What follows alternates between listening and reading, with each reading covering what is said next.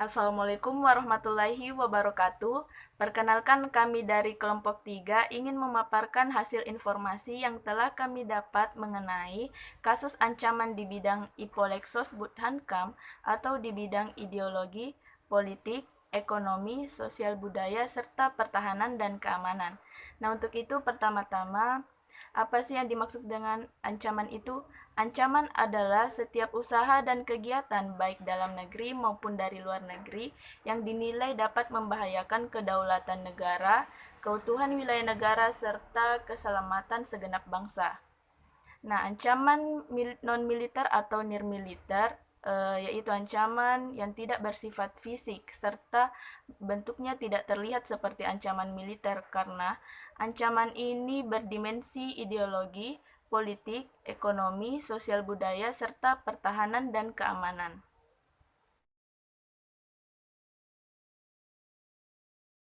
Ancaman integritas nasional dalam bidang ideologi adalah ancaman yang dinilai mempunyai kemampuan yang membahayakan pemikiran masyarakat suatu negara sehingga akan mengancam terhadap dasar falsafah negara yaitu Pancasila. Nah, contoh ancaman integrasi nasional dalam bidang ideologi yang pertama dari luar negeri, di mana ada makarnya berbagai kebudayaan dan bahan baru dari luar negeri, adanya campur tangan politik dari badan-badan asing di dalam negeri, maraknya media propaganda asing, adu domba yang dilakukan pihak asing, pemberlakuan aturan-aturan tertentu yang dilakukan oleh pihak asing yang merugikan negara lain. Yang kedua dari dalam negeri, di mana ada munculnya paham-paham radikal dan ekstremis dalam negeri, sikap mau menang sendiri dalam masyarakat suatu negara, kurangnya kecintaan terhadap produk dalam negeri, pemberontakan PKI, gerakan separatis GAM di Aceh, RMS di Maluku, dan OPM di Papua. Adanya provokasi dari kelompok masyarakat tertentu yang dilakukan terhadap kelompok masyarakat lainnya yang mendukung unsur SARA. Nah, selanjutnya, contoh kasus ancaman di bidang ideologi. Yang pertama, pemberontakan PKI di Madiun. PKI mengadakan pemberontakan pada tanggal 30 September 1948 yang dikenal dengan gerakan G30S PKI, yaitu gerakan yang ingin mengganti ideologi Pancasila dengan ideologi komunis. Yang kedua, gerakan separatis GAM di Aceh, RMS di Maluku, dan OPM di Papua.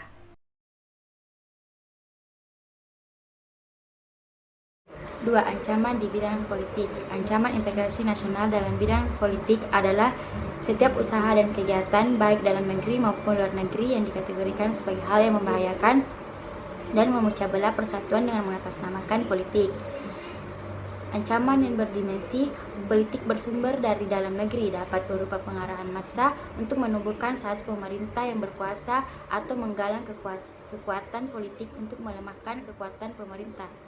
Contoh kasus ancaman integrasi nasional dalam bidang politik. Pertama, politik uang atau money politics ialah kasus korupsi yang menjerat sejumlah oknum pejabat pemerintah. Politik uang masih terjadi untuk menyelesaikan suatu perkara sehingga menjerumuskan dalam tindak korupsi. Kedua, politik sara. Politik sara adalah politik yang mengeksplorasikan perbedaan agama dan etnis, bahkan ideologi. Yang ketiga, politik oligarki. Politik oligarki adalah bentuk pemerintahan yang kekuasaan politiknya secara efektif dipegang oleh suatu kelompok ataupun golongan masyarakat, baik dibedakan menurut keluarga ataupun kekayaan.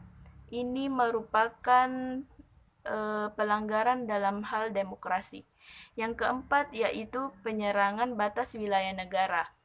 Kasus Ambalat. Ambalat adalah blok laut yang terletak di Laut Sulawesi dan Laut Makassar di dekat perpanjangan perbatasan darat antara Sabah, Malaysia, dan Kalimantan Timur.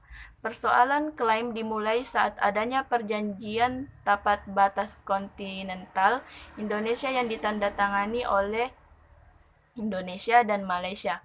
Namun Indonesia akhirnya melihat hal tersebut sebagai ekspansi terhadap wilayah Indonesia dan mengurangi kedaulatan NKRI.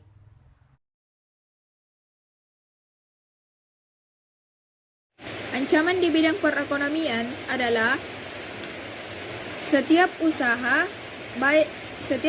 dan kegiatan baik internal maupun eksternal yang dapat mengancam kesejahteraan masyarakat dan kehidupan perekonomian yang adil dan merata.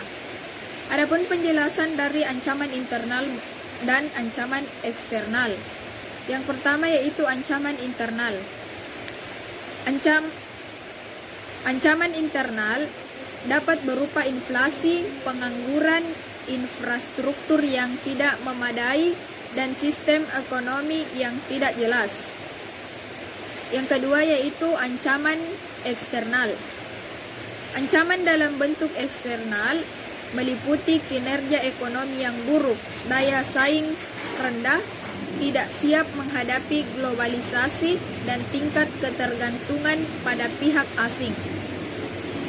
Adapun pengaruh negatif globalisasi ekonomi yang dapat menjadi ancaman kedaulatan Indonesia khususnya dalam bidang ekonomi diantaranya sebagai berikut.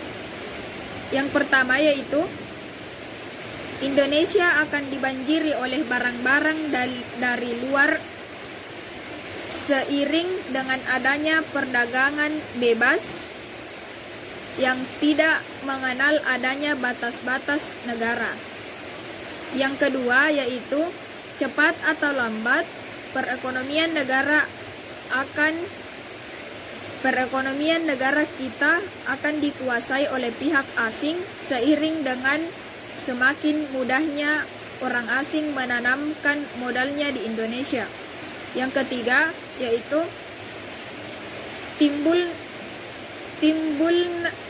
timbulnya kesenjangan sosial yang tajam sebagai akibat dari adanya persaingan bebas. Yang keempat yaitu sektor-sektor ekonomi rakyat yang diberikan subsidi semakin berkurang. Yang kelima yaitu membentuk proses pertumbuhan ekonomi jangka panjang.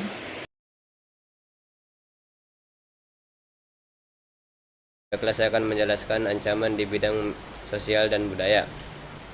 Ancaman yang berdimensi sosial budaya dapat dibedakan atas ancaman dari dalam dan ancaman dari luar. Ancaman dari dalam didorong oleh isu-isu kemiskinan, kebodohan, keterbelakangan, dan ketidakadilan. Isu tersebut menjadi titik pangkal timbulnya permasalahan seperti separatisme, terorisme, kekerasan, dan bencana akibat perbuatan manusia. Isu tersebut akan mengancam persatuan dan kesatuan bangsa, nasionalisme, dan patriotisme. Sedangkan ancaman dari luar timbul sebagai akibat dari pengaruh negatif globalisasi diantaranya seperti konsumtif, individualisme, dan hedonisme.